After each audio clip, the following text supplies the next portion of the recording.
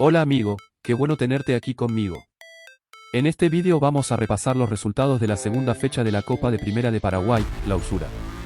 También veremos la tabla actualizada, los goleadores del campeonato y los partidos de la próxima fecha. Vení conmigo.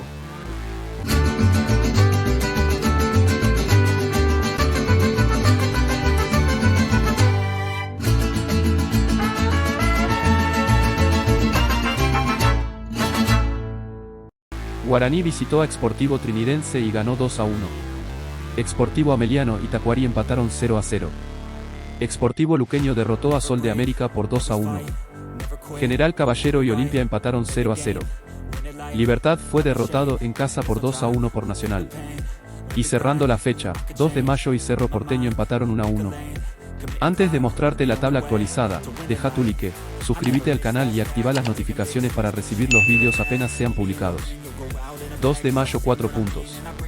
Guaraní 4 puntos. Nacional 4 puntos. Sportivo Luqueño 4 puntos. Libertad 3 puntos. Olimpia 2 puntos. General Caballero 2 puntos. Cerro Porteño 1 punto.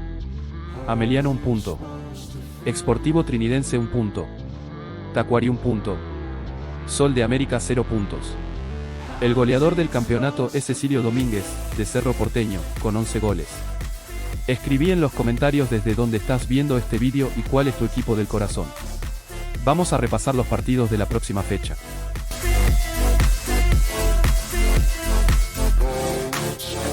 They wanna say my name, but they holding back. They wanna say they hate, but they know it's cap. I ain't play no games, I just do that's fact. And I don't feel no shame, it's a mood you lack. I go crazy, nah, but I ain't lazy. Track after track, I work on this shit daily. Pass me the jack, right as fuel, got me hazy. About to unpack all these shit I've been chasing.